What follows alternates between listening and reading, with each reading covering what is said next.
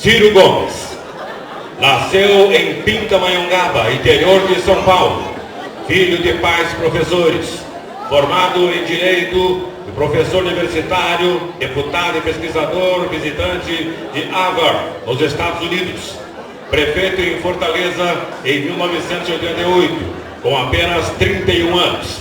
No final do seu mandato, foi apontado pela Datafolha como o melhor prefeito do Brasil. Por sua atuação na prefeitura, elegeu-se governador do estado do Ceará em 1990, por reduzir expressivamente a mortalidade infantil em seu estado. Foi premiado pela Unicef, Fundo das Nações Unidas para a Infância. Foi o governador mais bem avaliado do Brasil em sucessivas pesquisas do Datafolha, deixando o governo com 74% de aprovação. O seu trabalho no governo do Ceará, priorizando a saúde, a educação e a geração de empregos, foi reconhecido mundialmente em 1992. Ciro Gomes foi indicado pelo Times, a revista mais importante do planeta, como uma das novas lideranças mundiais.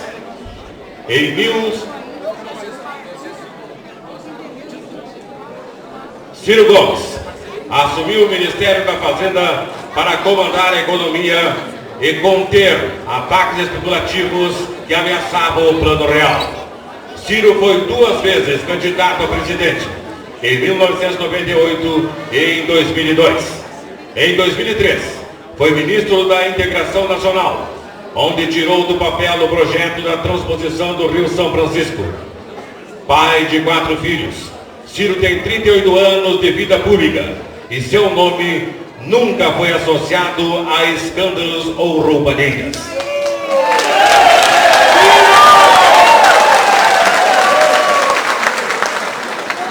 Ficha limpa. Ciro Gomes tem, aos 60 anos de idade, o preparo, a firmeza, a experiência e a honestidade que o Brasil precisa. Para falar sobre o tema, a atual conjuntura econômica do Brasil, convidamos para fazer uso da palavra o pré-candidato a presidente do Brasil, Dr. Ciro Gomes.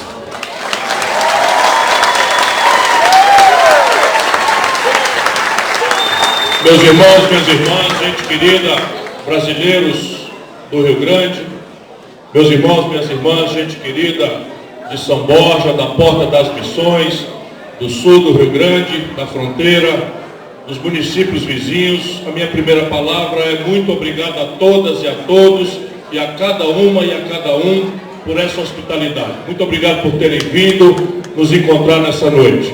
Eu quero fazer um rápido protocolo aqui, com muita alegria e prazer, saudar o meu presidente, meu amigo e irmão Carlos Lupe, que é quem saiu desbravando, o homem que recebeu a confiança do grande gaúcho, grande brasileiro, de quem eu tive a honra de ser colega, governador, Leonel de Moura Brizola, que escolheu por sua última morada, de vontade própria, a nossa São Borja, meu caro Carlos Lupe.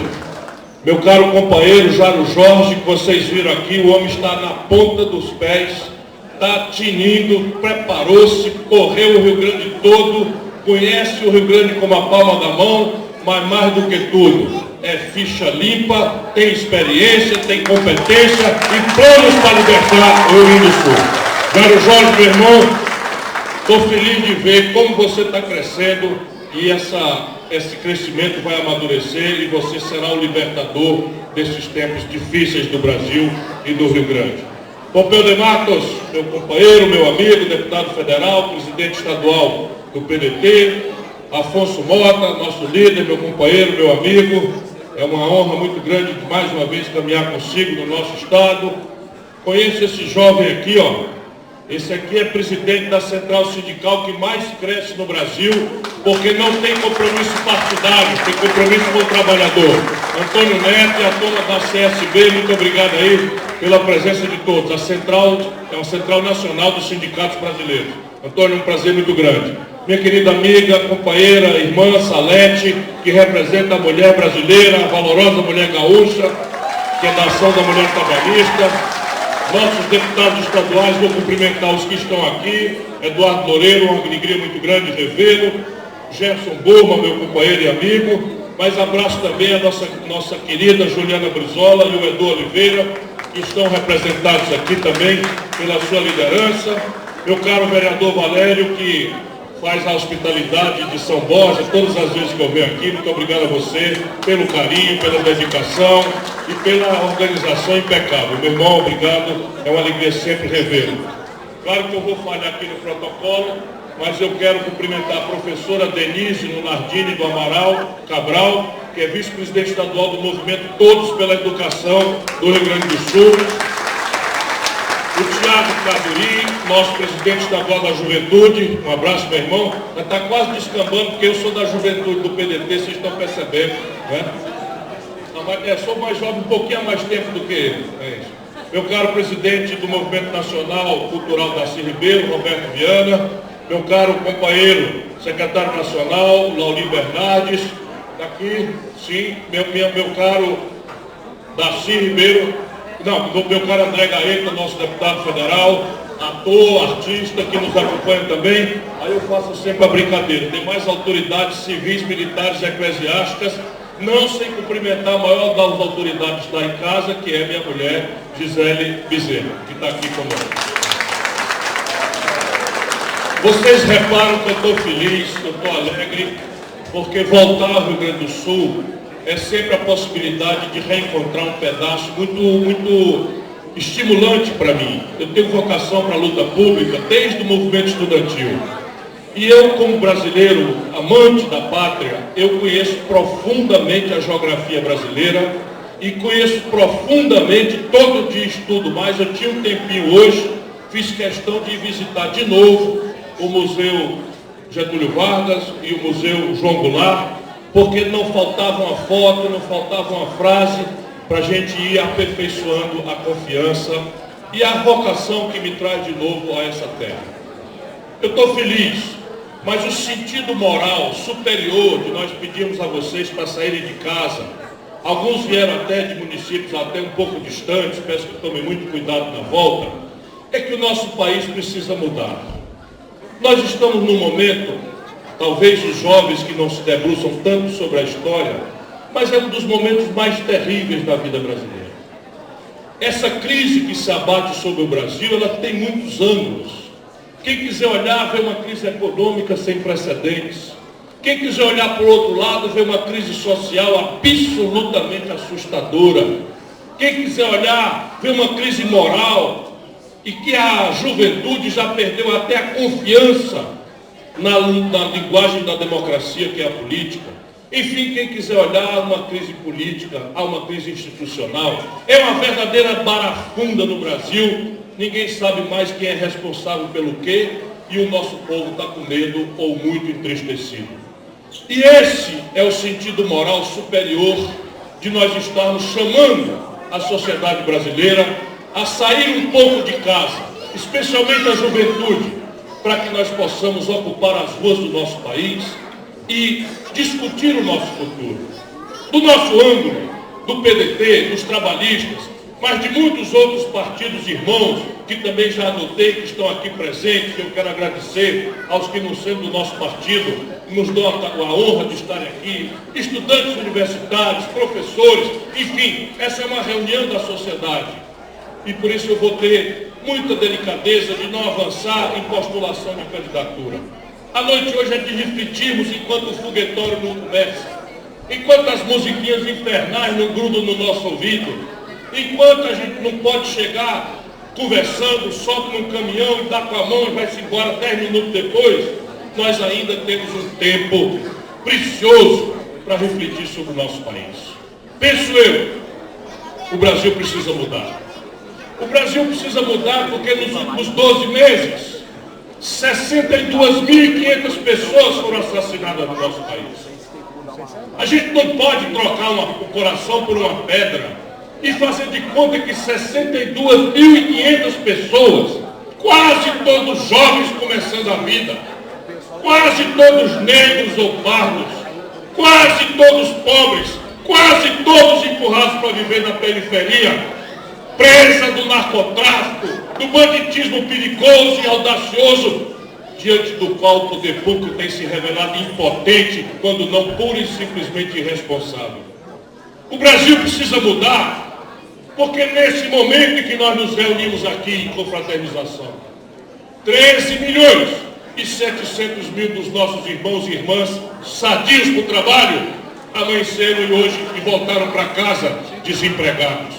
Olha aqui, 13 milhões e 700 mil pessoas, não são 13.700. Vamos nos botar no lugar de cada um deles, se não tiver de novo uma pedra no lugar do coração. O que é o cidadão ou a cidadã acordar pela manhã, tendo conta para pagar, tendo credor puxando, querendo tomar de volta a geladeira, precisando comprar um remédio para o filho, sai de casa, passa o dia batendo de porta em porta, sendo humilhado, voltando para casa, porque não se dá ao brasileiro o primeiro dos direitos, que é pelo suor do rosto, pelo calo da mão, levar honestamente um dinheirinho para pagar a comida e pagar as contas da sua família. O Brasil, nesse momento, essa pátria, onde se plantando tudo dá, já disse o primeiro visitante, o Brasil tem hoje 32 milhões e 200 mil pessoas empurradas para a informalidade, desprotegidos de carteira assinada ou de qualquer cobertura legal. 32 milhões andando, correndo do rapa, desorganizando o comércio formal pelas ruas das cidades grandes, médias ou pequenas. Diante de tudo isso, para não descansar nem aborrecer, mas só para recuperar o sentido moral superior de estarmos pedindo a sua militância mais uma vez, o povo brasileiro olha para a política.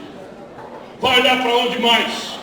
Não existe um computador, não existe um software, um aplicativo de celular que a gente aperte ali uns 3 ou 4 comandos e ele responda como resolver segurança, saúde, educação, desenvolvimento econômico. Só a política é capaz de fazer isso. Só a política faz isso direito ou errado.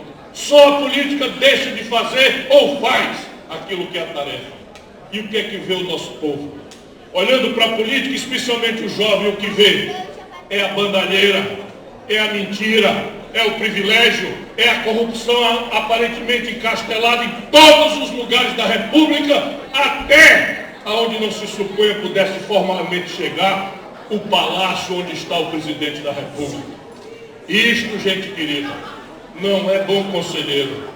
Uma nação com esse conjunto de problemas e olhando a política por média com esse conjunto de notícias mal cheirosas, não manda bom conselho para a população. Diante disso, como sob a matéria podre, vai aparecer o urubu, vai aparecer o abutre, porque o que há de mais salafrário na política é o político que se disfarça de não político. E essa peste apareceu no Brasil porque agora é simples para alguns deles. A golpe de frase feita, com extremismos radicais que consultam a indignação popular com fidelidade, se explora da pior forma esse sentimento de angústia, de decepção e de medo e se oferece soluções mágicas. A golpe de frase feita, de gente que nunca deu um dia de serviço à vida do povo, de gente que transforma a política num exercício de si mesma, a chafurdar no privilégio, começa a dar lição de moral para todo mundo. Olha que tempos, São Borja, olha que tempos, Rio Grande. E aqui está a necessidade imperativa daquela força partidária que em todos os momentos do trânsito nacional foi essencial para guiar o debate no Brasil. E o debate no Brasil nós temos que obrigar a todos os candidatos, a todas as candidatas, o povo tem que exigir que o debate não seja uma luta de Chico Manel contra Rosa, porque todos somos nacionais, todos temos algum valor, todos temos alguma boa intenção. O problema do Brasil não é Chico Manel ou Rosa, o problema do Brasil é que nos falta projeto.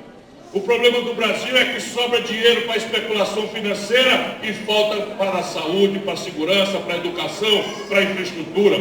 Ainda hoje chegamos nas estradas do Rio Grande do Sul, as federais, tudo esburacado e sem manutenção. E essa é a realidade do Brasil em todos os lugares. Por isso, gente querida, o debate deveria ser obrigatoriamente obrigado se me permitir o exagero, a responder duas perguntas muito simples. O que houve é a primeira pergunta. O que aconteceu? Como é que se explica que um país extraordinário como esse, que recentemente trouxe 40 milhões da miséria para a condição melhor de dignidade de consumir, para assistir agora mesmo 25 milhões dessas pessoas serem empurradas de volta para a miséria, para a pobreza e para a humilhação? Se o céu é o mesmo, abençoado pelo Cruzeiro do Sul, se o céu é o mesmo, tisnado de sangue em pedaços importantes, como é a história desse grande estado, que é o Rio Grande do Sul, se a gente cabocla, mestiça, militante, imigrante, quis dizer, se a gente é a mesma, por que esse país, um belo dia, com Juscelino, com João Goulart, com Getúlio Vargas, chamou a atenção do planeta Terra como o mais sofisticado experimento de crescimento industrial do mundo, para ver agora a indústria sendo destruída todos os dias? O que está errado, o que trocou, o que está aí usurpando o poder popular é a política. Uma elite podre, egoísta, que perdeu completamente o senso de nação e, muito pior, perdeu o senso do povo brasileiro. É uma elite que sonha que o melhor caminho para o futuro do seu filho é possuir uma mansão em Miami, nos Estados Unidos, e toca lecionar egoísmo, e toca lecionar ódio, e toca lecionar segregação racial, e toca a segregação contra as mulheres, e toca perseguir trabalhador, quanto mais humilde, mais humilhado, porque é um agente que não perdoa a princesa Isabel, porque proclamou a abolição da escravidão no Brasil. O Brasil está assim porque nós exaurimos um projeto. Mas a grande pergunta, que eu não quero me descansar, depois dessa primeira, o que houve para o Brasil chegar a essa situação? É o que fazer. A grande segunda pergunta é como tirar o país disso? E aí vejam bem, quem como o Jairo Jorge, ou eu, dá-se a lutar para convencer, para ouvir a inteligência do país, fica de um lado indignado. Eu mesmo sou muito indignado e não quero disfarçar, porque esse país não precisava passar pelo que está passando. Eu servi ao Ceará, um dos estados mais pobres do Brasil, encravado no sertão, onde passa até 5 anos sem uma gota de chuva. Pois bem, lá no Ceará, 77 das 100 melhores escolas públicas do Brasil estão funcionando, graças à coesão do nosso povo, graças à simplicidade, à humildade de descobrir caminhos que sejam praticáveis com as nossas poupanças apertadas. Ora, essa grande nação tem muitas vezes a capacidade que o Brasil tem, ou pela agricultura, ou pela pecuária, ou por uma indústria que no passado já foi 1/3 da nossa riqueza, maior do que a indústria da China, da Coreia do Sul, da Malásia, de Singapura, do Vietnã, que se chamavam antigos asiáticos. O Brasil sozinho era a soma disso tudo e ainda sobrava um tanto. Hoje a China passa o Brasil 7 vezes a nossa capacidade de produzir. Se o mundo é o mesmo, se as oportunidades e ameaças são as mesmas, o que aconteceu com o nosso país? E aqui está a pista. Vamos voltar a ter um projeto que tenha compromisso com quem produz e trabalha. É hora de pôr um ponto final no interesse egoísta, dueludo, sem limite, de uma elite que sangra o povo pela especulação financeira, tendo o Estado usurpado como grande mecanismo de transferência de renda de quem trabalha e produz para quem vive da especulação sem produzir um pão e sem gerar um emprego. Nós temos que emancipar a criançada brasileira, disputar o adolescente brasileiro com o narcotráfico, fazendo uma escola atraente, que retém o estudante, não a escola do decoreba, porque em tempos de Google, para que o menino vai sair de casa, trocar de roupa, entrar num ônibus, pagar a passagem que o pai se sacrifica sem poder, para chegar lá e ouvir um professor com a melhor das intenções, numa lousa, dizendo que quem descobriu o Brasil foi Pedro Álvares Cabral. Ora, em casa no Google, ele vê o retrato do Pedro Álvares Cabral, ele vê um filminho reproduzindo a situação, ele entra com o Google Maps e vê o lugar de Porto Seguro onde isso aconteceu. Portanto, essa escola tem que mudar e nós precisamos apoiar as grandes iniciativas que já há, e isso exige que o Brasil tenha compromisso de geração Portanto, isso não pode ser conversa mole de véspera de eleição, seja de quem for. Não quero exagerar, não quero descansar, mas eu ando com esse misto de indignação com tudo que eu vejo acontecer no país, mas eu ando especialmente para deixar mais uma vez aqui em São Borja a semente da minha segurança de que com esse debate, nós fraternalmente, respeitosamente, sem ódio, iremos achar uma grande saída e essa nação, essa pátria que nós amamos, ainda há de fazer inveja e causar admiração pelo mundo afora que está olhando o Brasil. Nesse momento, o que nós fazemos é vir aqui recarregar as baterias, reconhecer, rever quais são as razões de ainda estarmos no meio desta contradição na vida pública brasileira. Porque se alguém mostrou para o Brasil e para o mundo que é possível, ou se necessário, até o sacrifício pessoal, são os filhos de São Borja. Quando o usurpador internacional, associado com esta mesma elite egoísta, quis ferir a República, quis violentar os avanços da sociedade pobre, Getúlio, num ato de grande audácia e coragem, assina a carta manifesto e atira no peito para adiar por muitos anos e denunciar para sempre que o Brasil ainda precisa se libertar. Um abraço, gente querida, e é aqui que nós vamos depositar nossa confiança. Muito obrigado a todos.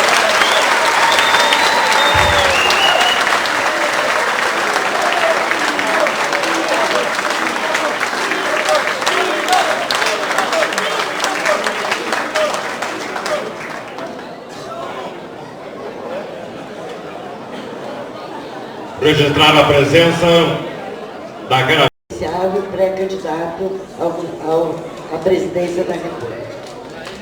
Nós temos acompanhado, através da mídia, que o senhor tem se posicionado contra as reformas trabalhistas já aprovada e implementada e da Previdência. Onde o senhor tem, inclusive, assumido o compromisso de que, se eleito presidente, irá revogar, no caso, a trabalhista. Mas nós sabemos que não vai ser fácil e que não é fácil. Haja visto de que, através da mídia, existem as especulações de alianças de apoio de partidos que foram ferrenhos na defesa desta nevasta reforma trabalhista,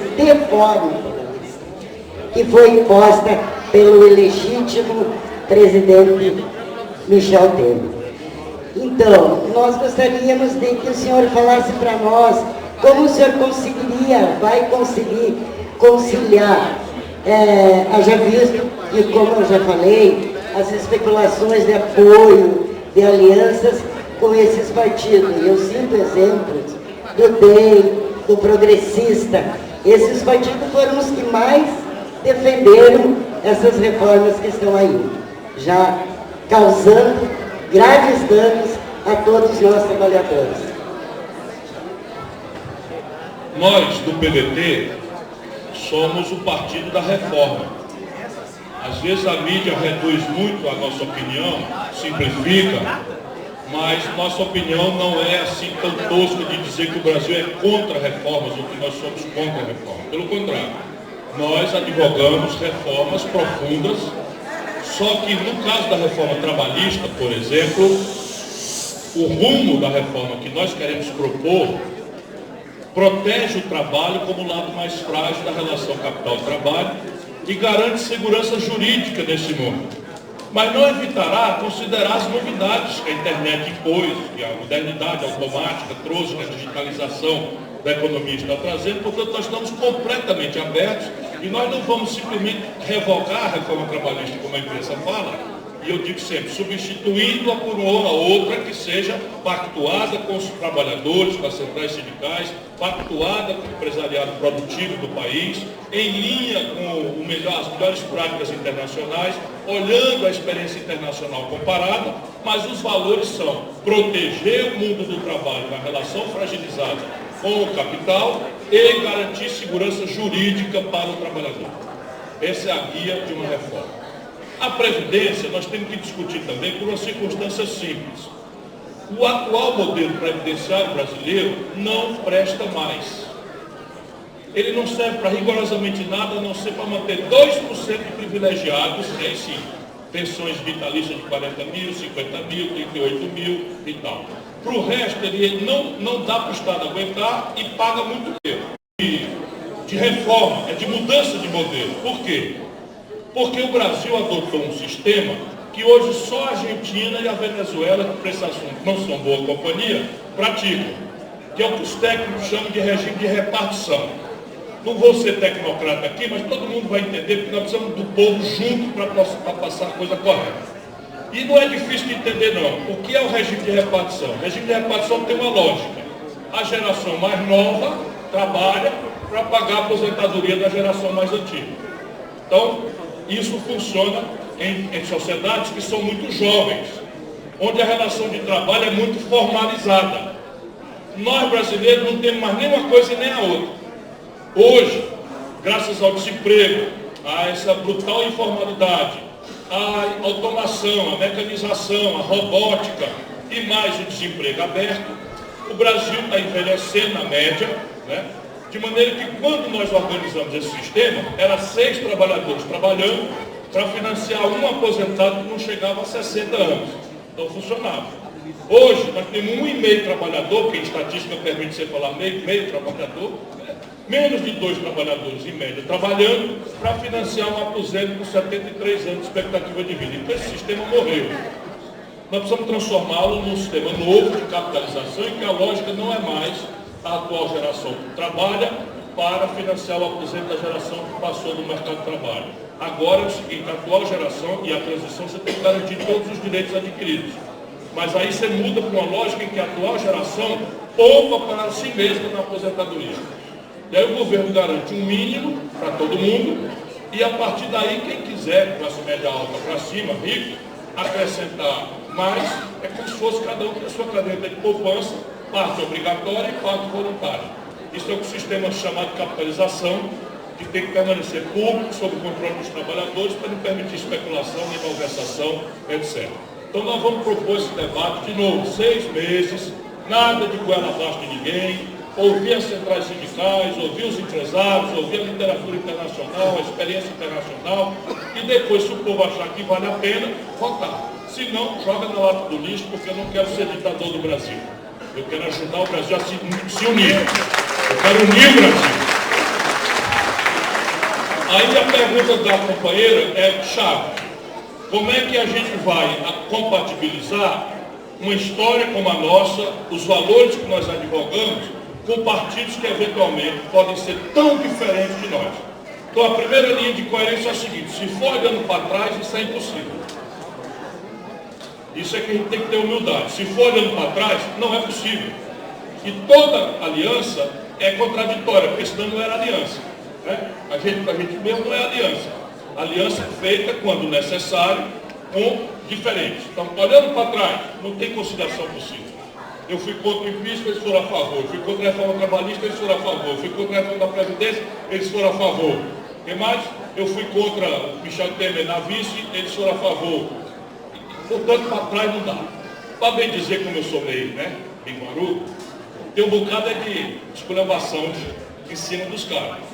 E eu não vou abrir mão disso, porque o meu patrimônio é a minha linha de coerência. Porém, eu não estou me preparando, e quero falar isso com muita humildade ao Brasil, eu não estou me preparando para ser madre superiora do convento, que tem que ser reta, pura e intransigente. Eu estou me preparando para servir ao Brasil como seu presidente. E isso me obriga a ter um olho na eleição e o outro olho no dia seguinte. Vai que o povo brasileiro me encarrega dessa tarefa complexa de tirar o país quebrado, de cabeça para baixo e consertar isso. E aí vou lhe dar algumas informações. Na melhor hipótese dessas eleições, pelo que a gente é experiente, na melhor hipótese, um partido vai fazer 11% da Câmara dos Deputados. Provavelmente vai ser o PDT, se eu ganhar a eleição, o PDT vai ser o partido que vai fazer a maior bancada, vai fazer 60 deputados. De 513.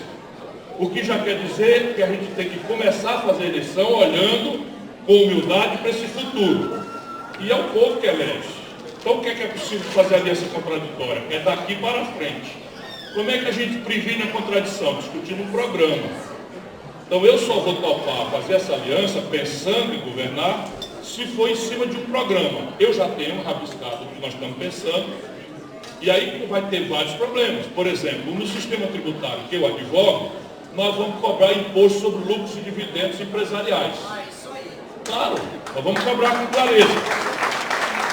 Disso eu não abro mão. Então nós vamos conversar de política, eles vão topar, vamos caminhando, vamos para outro assunto aqui, deu.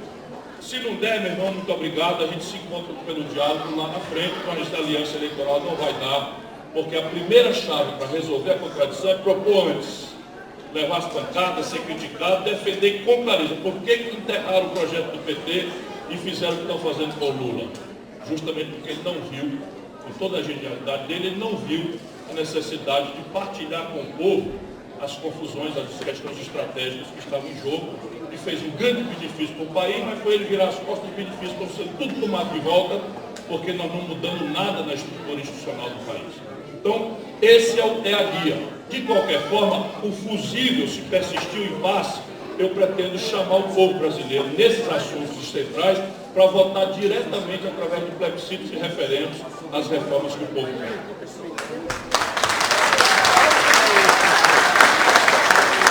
A próxima pergunta ao Dr. Ciro Gomes será feita pelo presidente da ACISB, Associação Comercial e Industrial de São Borja, presidente Volpi Oliveira.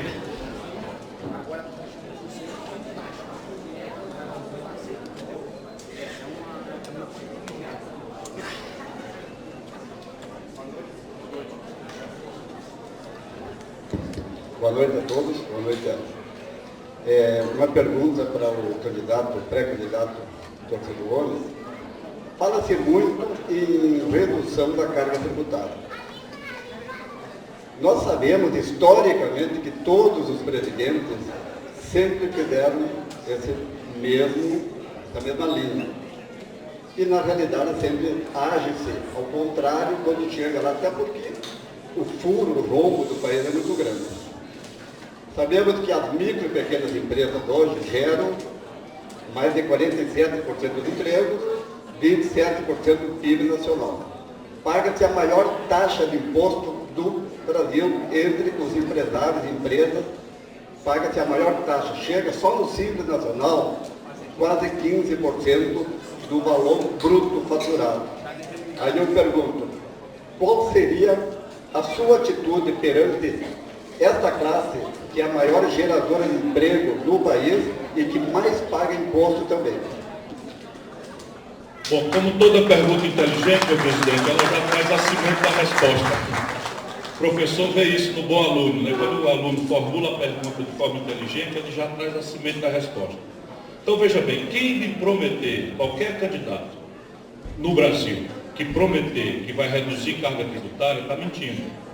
Por quê? Porque esse ano, o Brasil vai terminar o ano com 150 bilhões de reais, ou 160, dependendo do cálculo que nós estamos fazendo ainda, dessa renúncia fiscal na crise dos caminhoneiros, vai ser 150 ou 160 bilhões de reais o buraco só na conta primária. Quando você se lembra que tem 680 bilhões de reais de juro para pagar da dívida, aí dá vontade de sair correndo, né, com medo desse negócio aí. Como eu sou do ramo, fui ministro da Fazenda, fui governador, eu tenho as pistas de por onde a gente pode desarmar essa bomba. E uma das pistas é uma reforma tributária. A reforma tributária que eu estou aperfeiçoando no debate ainda, porque eu também não quero impor de cima para baixo, porque toda reforma tributária ela tem qualidades e defeitos. E a grande questão é você botar a reforma tributária que você pensa em pratos claros, para as pessoas botarem os defeitos, as pessoas fazerem o elogio e a gente ir esmerilhando para achar o ponto de equilíbrio. E aí qual é a grande reforma que o empresariado quer? Ele reclama da carga tributária, mas a carga tributária incidente sobre o consumo é um ônus do consumidor. E aqui está a maior perversão. Uma pessoa pobre no Brasil, quando faz uma ligação de celular, ou chega em casa e liga a energia para ligar a televisão e ver notícia ruim, paga 42% de imposto sem saber, na tributação indireta do consumo. Nesse caso, o empresário do comércio é uma espécie de, vamos dizer, de cobrador do governo. Então, é preciso distinguir isso, o ônus da carga tributária. Porém, o empresariado apanha muito pesadamente na complexidade do processo. Como é que o mundo inteiro resolveu isso? Na questão específica que o amigo colocou. É com o IVA, Imposto sobre Valor Agregado. Então, o Imposto sobre Valor Agregado, o que é? Você vai numa loja e a camisa, ou a calça, ou o celular, vai dizer lá, custa R$100 mais IVA.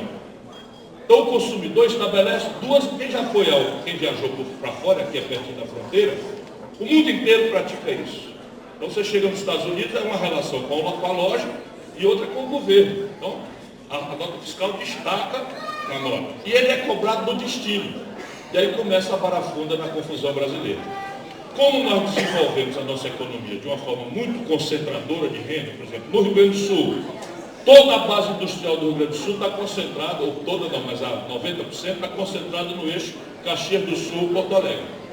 E essa grande região das Missões, do Pampa, metade sul, etc., tem uma economia mais assentada na produção primária. Então o que acontece? A região de lá não quer que a cobrança seja no destino. Isso no Brasil é assim. São Paulo era até pouco tempo sede de 40% da produção industrial do Brasil. Então São Paulo não quer que o imposto seja cobrado no destino, porque hoje ele é cobrado ICMS com crédito na origem. Então é uma coisa que já nós botamos 95% do auditório fora da nossa conversa aqui. Então como é que a gente resolve isso? Resolve com o IVA que se implante gradualmente. Então eu estou com a proposta que a gente implante o IVA e cada 1% de IVA que entrar, você desconta todos os outros tributos incidentes sobre o faturamento. Aí vem PIS, COFINS, Supersídios, quando for o caso e tal. Mas só para você entender, os Supersídios hoje representam uma renúncia fiscal para o governo de 80 bilhões de reais por ano.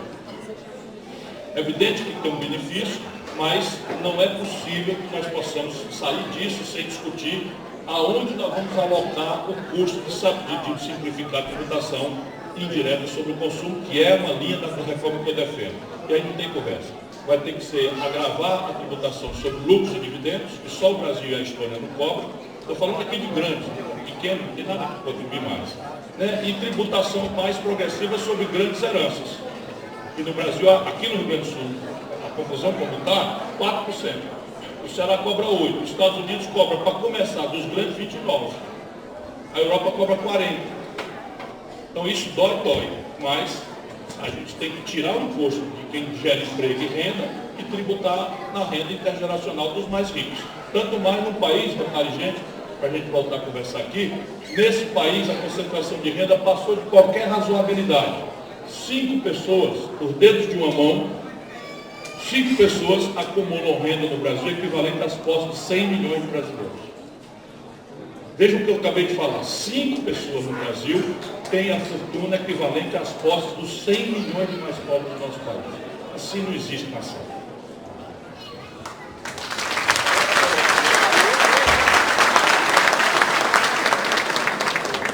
Pedimos aos participantes desse encontro para que não desperdiçamos essa oportunidade ímpar de ouvir o Dr. Ciro Gomes em resposta às perguntas feitas. O Antônio está me lembrando aqui distorções as mais aberrantes. Por exemplo, todo mundo tem um carrinho aqui, um Fiat 147, batendo as latas, o amigo tem um, batendo as latas paga IPVA. Vai ver, um dono de jatinho do Brasil, de helicóptero, de iate, lanche que paga.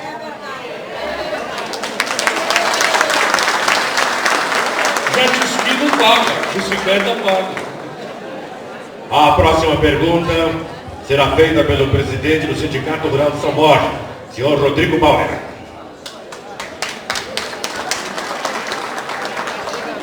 Nosso boa noite a todos os que visitam São Borja. Nossas boas-vindas, doutor Ciro Gomes, à terra dos agropecuaristas Getúlio Vargas e João Goulart. O Sindicato Rural traz o seguinte questionamento. Nós vivemos hoje um momento bastante paradoxal do agronegócio no Brasil. No mesmo momento em que o agronegócio é um protagonista responsável direto pela estabilidade na balança comercial do país, o setor primário, nesse mesmo momento o produtor rural, principalmente da nossa região, vem sofrendo estagnação e depreciação do valor do seu produto. E isso tudo combinado com a velocidade que vem a inflação, todos os custos de produção.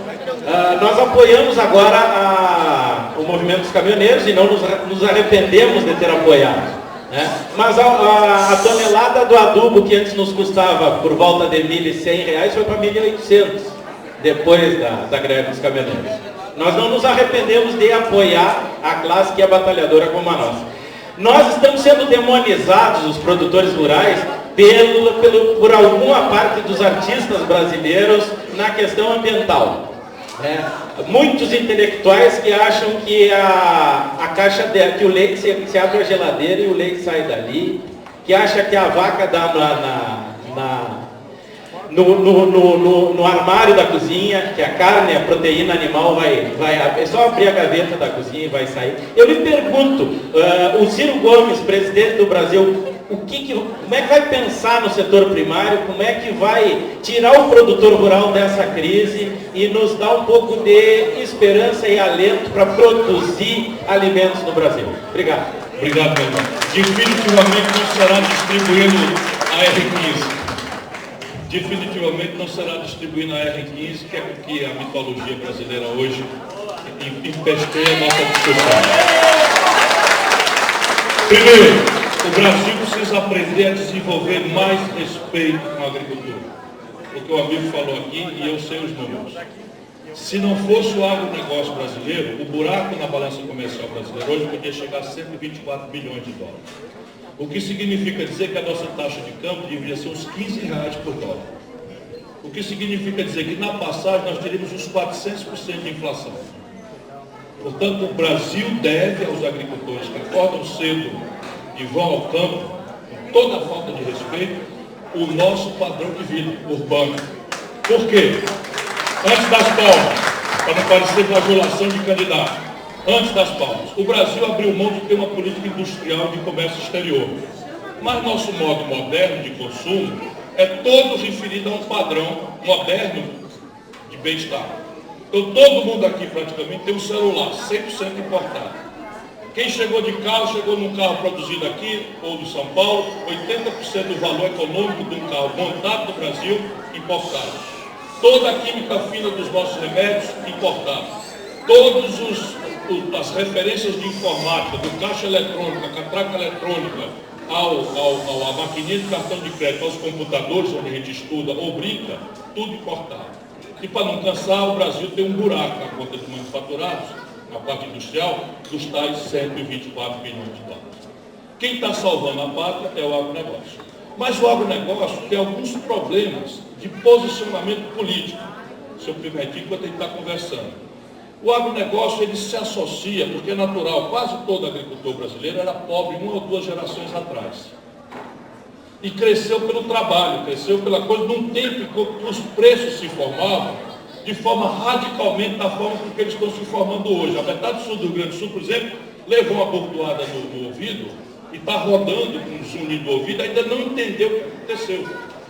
Como é que se formava o preço de 1 quilo de feijão aqui em São Borja?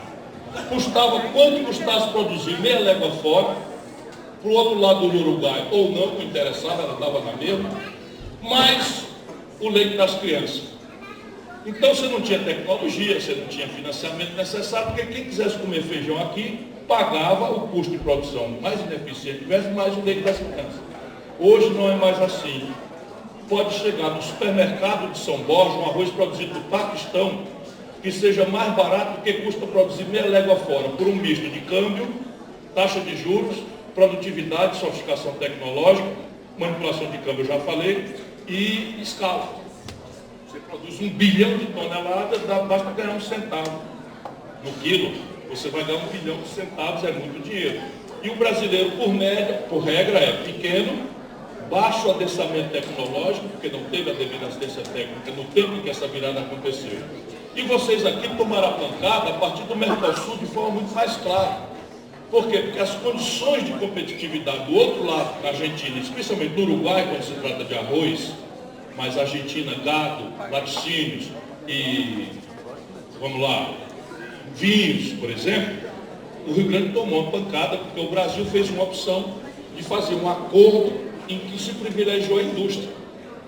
E apanharam vocês que estão na fronteira, de maneira que é muito mais barato o arroz produzido do outro lado do Paraguai, com tributação diferente, com taxa de câmbio diferente, uma série de coisas. Então, como é que a gente pode ajudar? Entendendo isso e saindo de ilusões conservadoras que isolam vocês, porque o mundo que forma a opinião do Brasil são os artistas das cidades.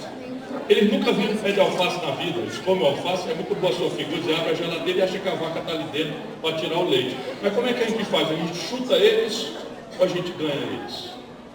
Percebe o hábito aqui? É a gente ganhar a opinião urbana para ela entender que todo o conforto que ela tem, inclusive a geladeira, vem de uma gente que trabalha diuturnamente em condição de sol e chuva e frio para cá para baixo. Lá para cima não tem frio nunca, tem inverno, né? E isso a gente faz conciliando. Depois você tem outras coisas que o governo pode fazer. Eu tenho falado muito, porque com medo de cansar vocês, mas um dos complexos industriais onde o Brasil pode gerar milhões de empregos e proteger a oscilação de custo de vocês é nacionalizar os insumos.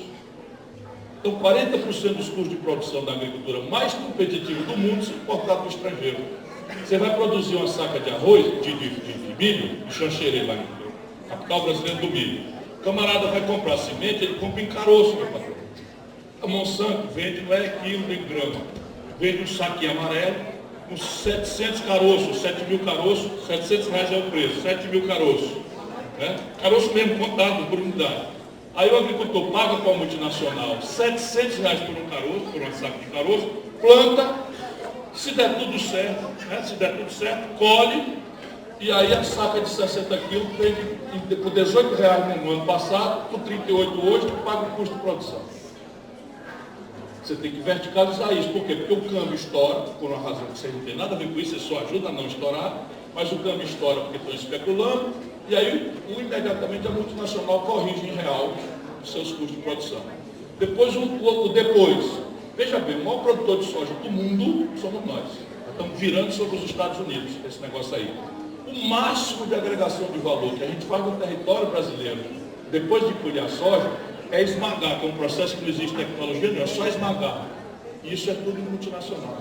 Era da Argentina, a Bunge e agora é americana. Evidentemente que o Brasil tem que entrar numa política industrial de comércio exterior, se associando com o produtor rural, para verticalizar a produção aqui.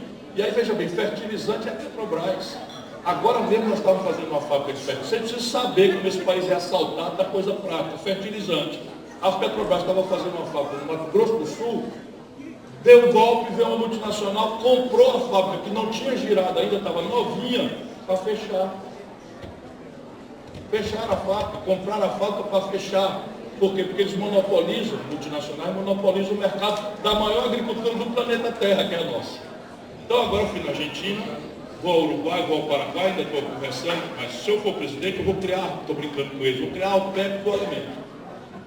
Sabe o que é, né? Reunir todo mundo e atuar junto, porque nós não podemos aceitar mais o protecionismo externo. Eles impõem protecionismo nos produtos dele, agora mesmo os americanos empurraram a cota de aço plano no Brasil, empurraram a cota no alumínio brasileiro, e nós somos obrigados a ficar aqui escancarados, aceitando que eles destruam nossa base produtiva. E quando nós somos muito competitivos na agricultura, eles fecham. É o suco de laranja na Flórida que não entra, é a soja brasileira que tem sobretaxa nos Estados Unidos, é uma série de coisas. Ou inventam razões fitossanitárias, trabalho semi-escravo, agressão ao meio ambiente, tudo para fazer protecionismo. Esse presidente aqui vai cuidar de quem produz o trabalho.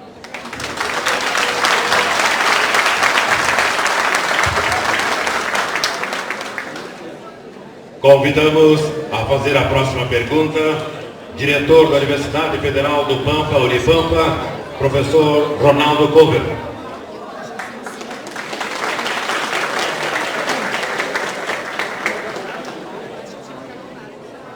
boa noite a todos e a todas. Em especial, um cumprimento ao professor Ciro Gomes, e eu faço em respeito a todos os professores do nosso Brasil. Professores do ensino fundamental, professores do ensino médio e professores universitários.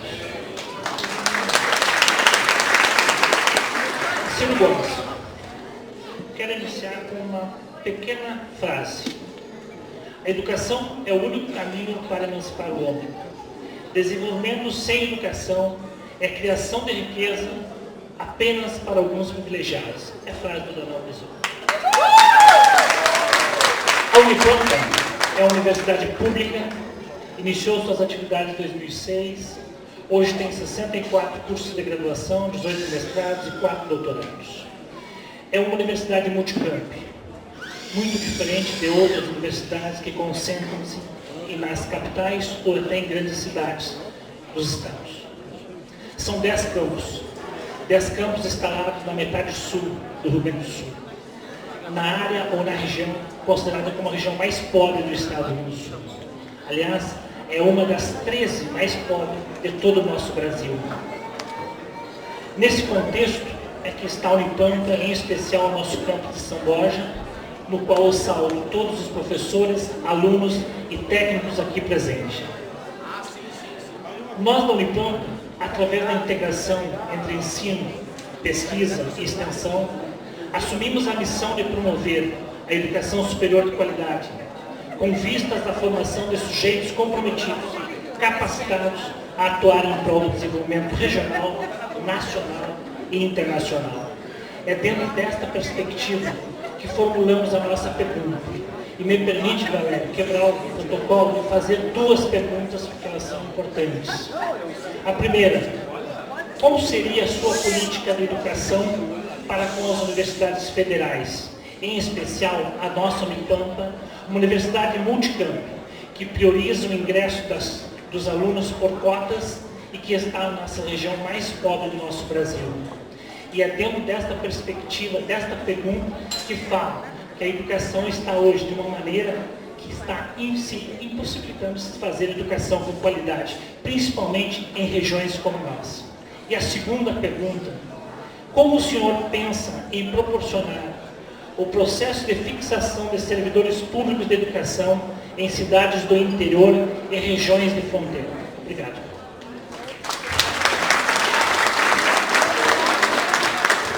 Obrigado, meu caro mestre.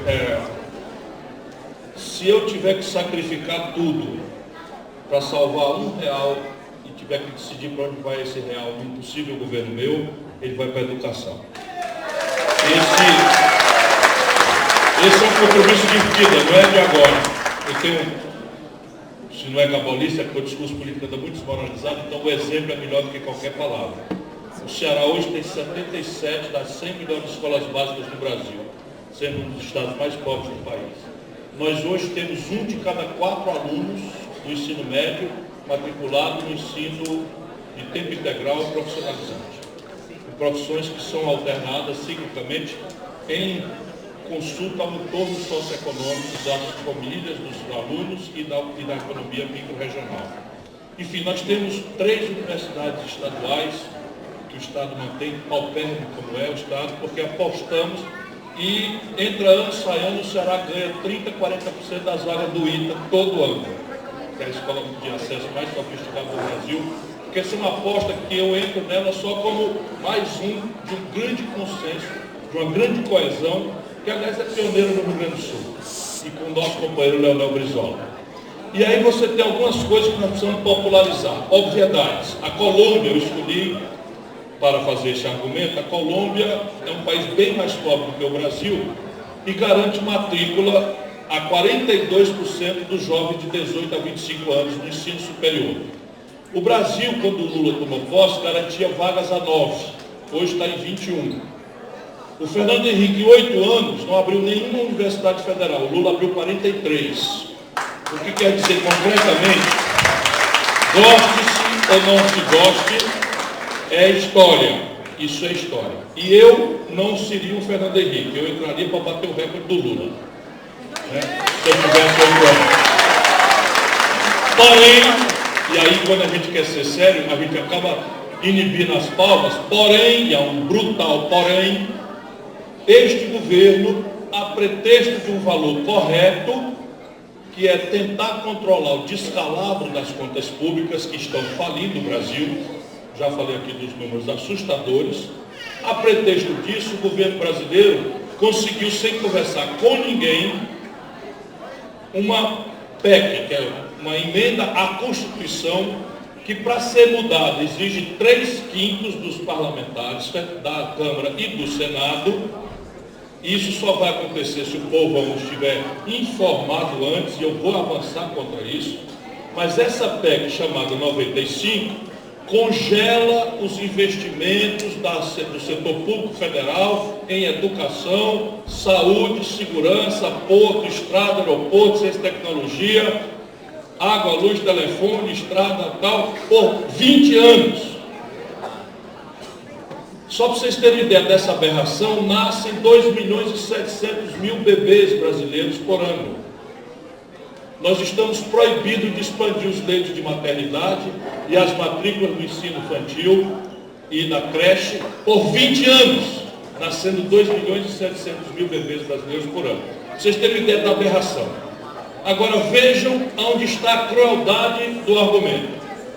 Metade do orçamento brasileiro desse ano, despesa financeira, juro e rolagem de dívida para enriquecer o baronato financeiro. Essa PEC não regula isso, está livre. 29% do orçamento executado, Previdência Social, em que, já disse aqui, 2% dos beneficiários levam 1/4 de todos os benefícios. Essa PEC não toca nisso aqui. Todo o mais, educação, saúde, segurança, porto, aeroporto, ciência, tecnologia, cultura, a estrada, a água, luz, telefone, que eu estava brincando, dá 19% do orçamento. É em cima disso que por 20 anos nós estamos proibidos de expandir. Isso significa o seguinte: se os carros da polícia, que são investimento de capital, vão ficar velhos e vão acabar, nós estamos proibidos de substituí-los. O Exército, a Marinha Aeronáutica, se vencer a munição, que é bem de capital, nós estamos proibidos de substituí-los. Ou seja, nós precisamos, para ser sério e não dizer obviedades, começar a mobilizar a sociedade brasileira para revogar essa PEC 95. Nós precisamos fazer isso. E aquele que se aventurar propor isso, a banqueirada vem para matar. E não vem dizer, ele é contra deixar o dinheiro para nós. Eles vêm dizer outra coisa: o cara é bocão, o cara é pavio curto, o cara não sei o que e tal. É o que se diz de mim, porque não dá para dizer que eu sou ladrão, porque eu tenho 38 anos de vida, nunca entrei em mal feito, nem sequer para ser absolvido. Mas, isto dito, o Brasil precisa de 2 movimentos na educação, inclusive e especialmente a educação superior. O Brasil precisa gradualmente mudar o paradigma pedagógico. A nossa estrutura, claro que já há muitas excelentes exceções a mostrar que é possível mudar, mas a nossa estrutura educacional ainda é amoldada naquele acordo MEC-USAID, que é para produzir um profissional fordista do século XIX ou da primeira metade do século XX. Na prática é o seguinte: nós chamamos a meninada para decorar as coisas. O ensino do decoreba é todo mundo ensino enciclopédico raso. A gente sabe um pouquinho superficialmente de tudo e não sabe profundamente de coisa nenhuma. Em tempos de Google, isto é lixo puro, como eu já falei aqui hoje. Portanto, nós precisamos mudar o paradigma para criar um paradigma que prepare o aluno para a inovação, para o trabalho em equipe, para associar informações que já existem e, ao associá-las de uma forma original, criar uma informação nova. Esse é um trabalho de fôlego que tem que começar. O segundo trabalho, derivado da revogação da PEC, é eliminar o subfinanciamento e as prioridades aqui, para além do ensino superior, que é responsabilidade direta da União, mas o colapso dos estados e municípios é tão extenso e tão grave, não é só o Rio Grande do Sul, mais da metade da Federação Brasileira estão nessa mesma situação. Nós temos que expandir vagas urgentemente no ensino infantil, porque isso é absolutamente inadiável para a filha do pobre, para o filho do pobre, porque se descobriu, o que era óbvio, mas a ciência agora deu conteúdo definitivo, de que as capacitações nossas se formam nos 3 primeiros anos. E temos que colher os jovens do ensino médio, que hoje falta vaga e temos 60% de evasão. Porque essa é uma escola absolutamente ruim e ela tem que ser uma escola boa, atraente, porque dos 15 aos 19 é a presa mais potencialmente vulnerável à ronda do narcotráfico e da violência. Então essas são as minhas guias prioritárias na questão educacional.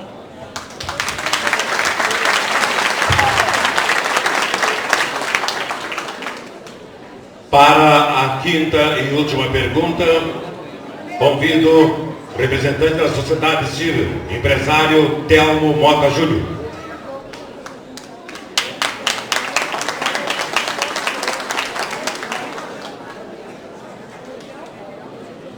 Boa noite a todos. Uma saudação especial ao Ciro e ao Jairo Jorge, né, que são os pré-candidatos do PDT. Eu gostaria de ver qual é a visão do Ciro Gomes num cenário de curto e médio prazo sobre corrupção, desigualdade social e a juventude na política.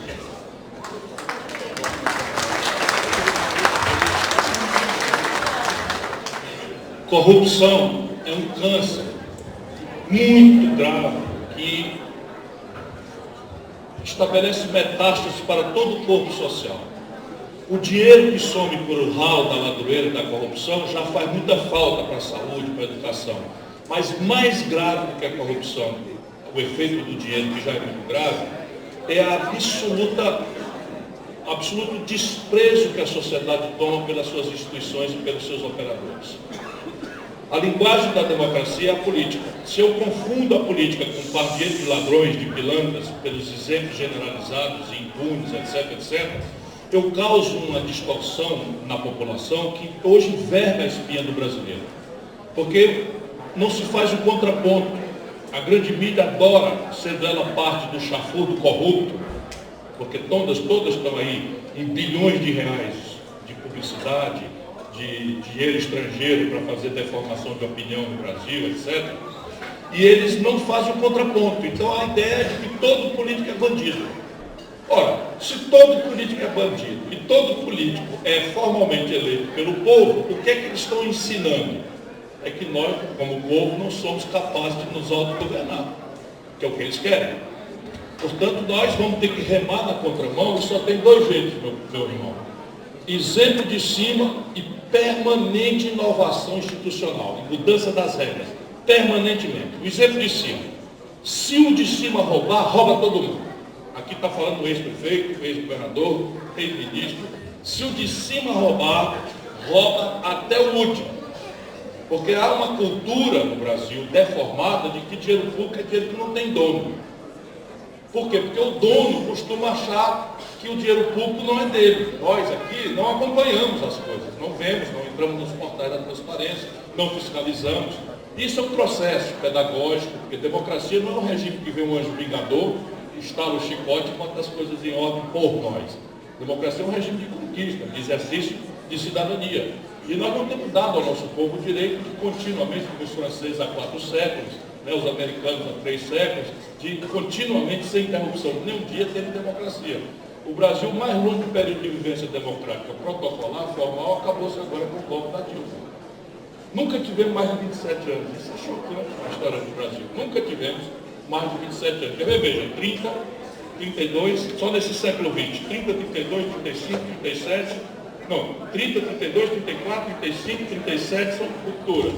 46, 45, 46, na democratização, 54, suicídio do Getúlio, na esteira de um golpe violento, na sequência, tentativa de golpe contra o Juscelino, 55, 56, 61 golpe contra o Jango, 62 conseguimos restaurar a democracia, 64 um golpe, 68 outro golpe dentro do golpe de 64, e essa é a nossa história trágica.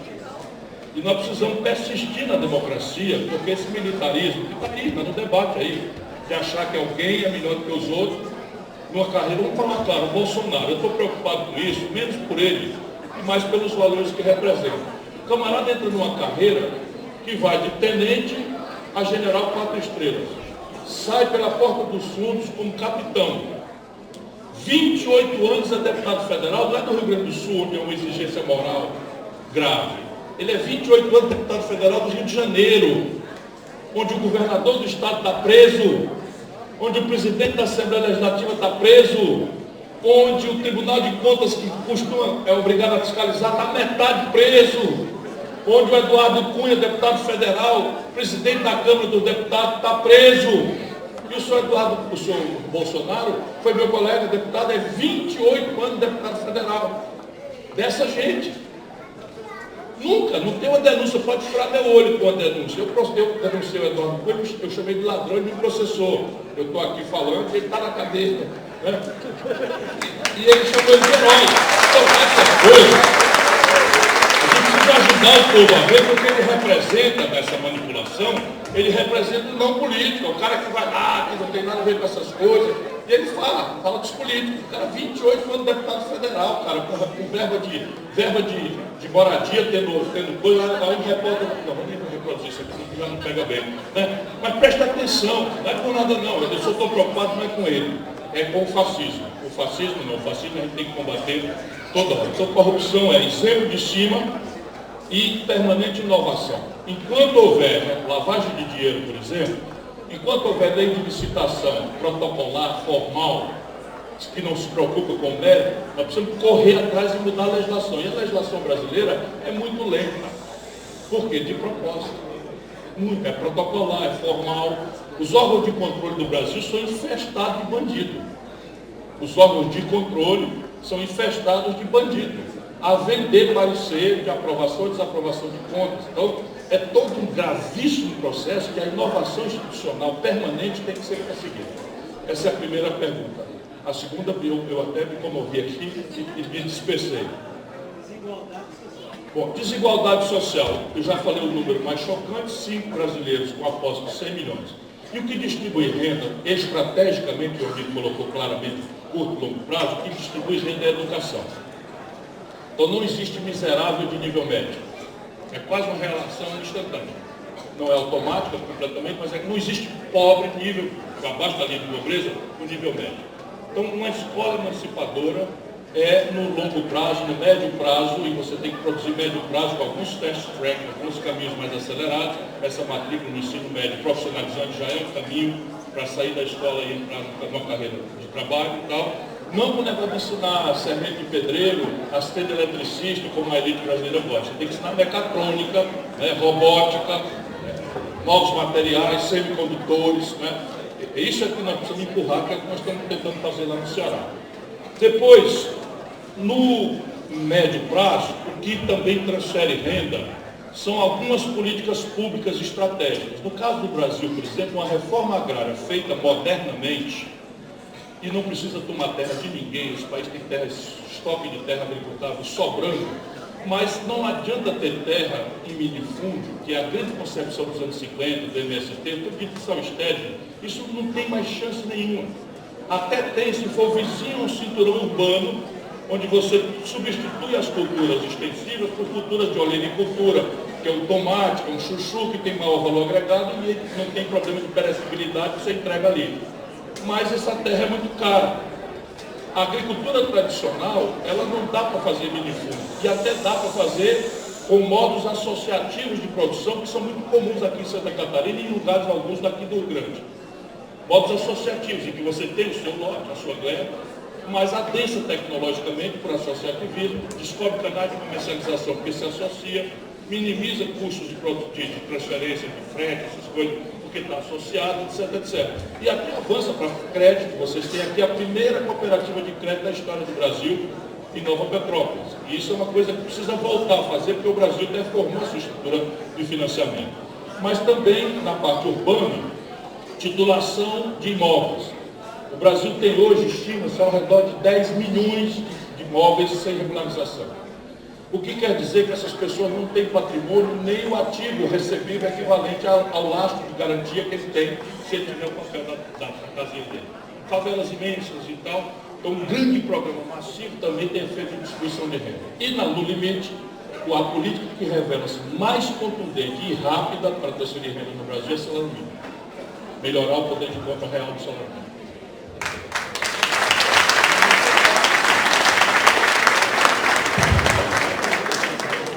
Com a vossa permissão, doutor Ciro, temos mais uma pergunta que será feita pelo presidente do Sindicato Alimentação de São Borja e membro do CORED, senhor Hugo Chimenez.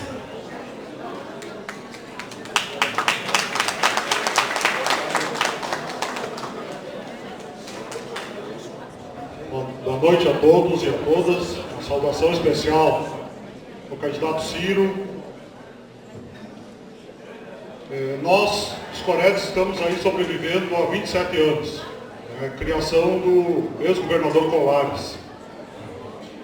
Em 2011 e 2012, e aí quando eu digo nós, a sociedade civil do Rio Grande do Sul e de todo o país, trabalhamos na questão da Política Nacional de Desenvolvimento Regional. O senhor já foi ministro, sabe disso.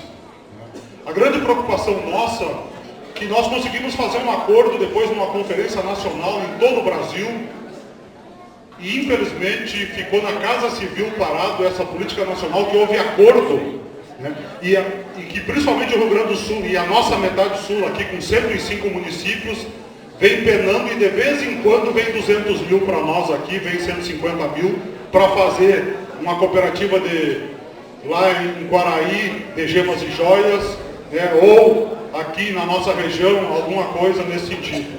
Então, assim, gostaria de passar depois para vocês também os nossos planos estratégicos da fronteira oeste, que o Jairo conhece muito bem, até porque a gente já fez esse trabalho com ele, e também das 28 regiões do estado do Rio Grande do Sul, né, que nós estamos trabalhando isso até 2030. Mas gostaria, assim, que tu falasse nessa questão da visão. E nós fizemos o mais difícil. Tu veio a várias manifestações, tu falasse isso, de envolver a sociedade.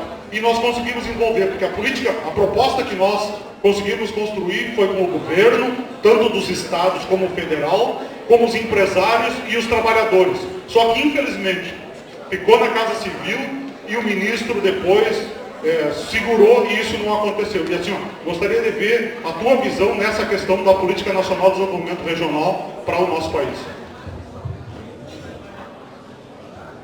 Projeto supõe plano, meta, objetivos, custos, supervisão, avaliação, controle, né? E o Brasil abriu mão disso. Então hoje nós temos simplesmente o Brasil não sabe para onde está indo em nenhum setor, muito menos coletivamente. Assim, qual é a meta do Brasil em matéria de ciência e tecnologia? Ninguém sabe.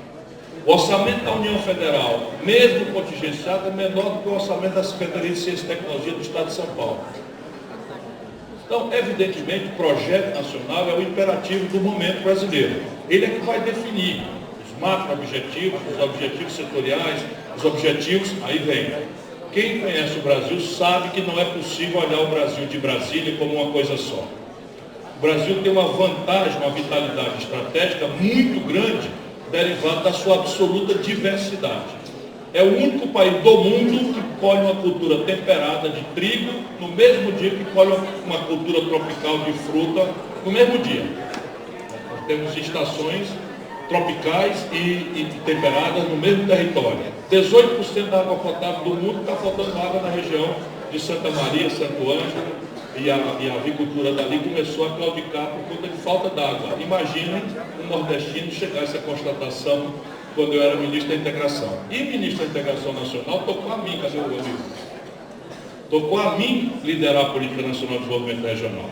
Contratei os melhores experts e formulei, apresentei, o presidente Lula validou, e depois eu instalei a mesorregião da metade sul, iniciamos os primeiros diagnósticos e chegamos a algumas conclusões que geraram grandes reações, mas havia uma ideia de fruticultura e uma ideia de reflorestamento. Começamos os primeiros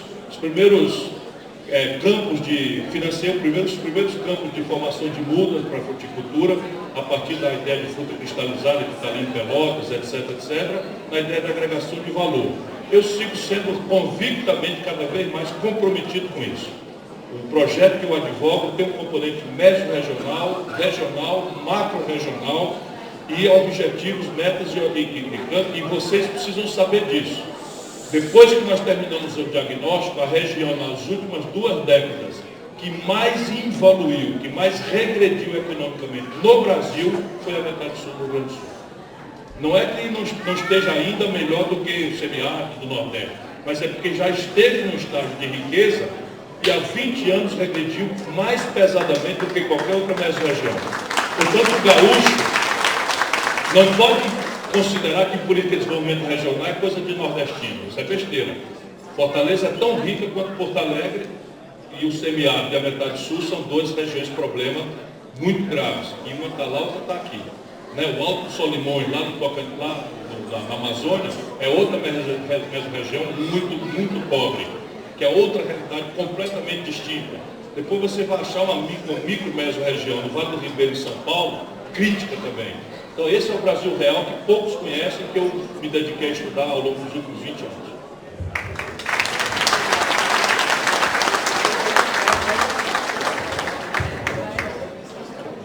O diretor da Unipampa, professor Ronaldo Pólvero, convida os demais questionadores a, junto com a universidade, entregar uma coletânea de livros ao pré-candidato Dr. Ciro Gomes.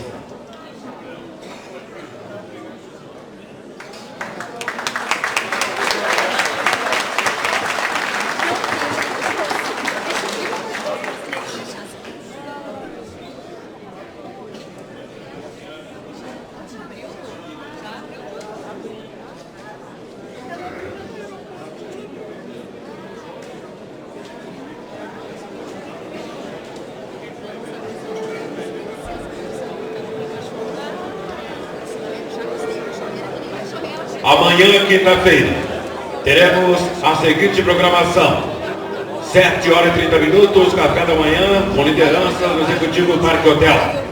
Às 8h15, coletiva de imprensa no Executivo Parque Hotel. 9 horas, sessão solene na Câmara de Vereadores em rememoração aos 14 anos sem Leonel Brizola. 10 horas, visita ao mausoléu da família Goulart, onde está sepultado o presidente João Goulart e o governador Leonel Brizola.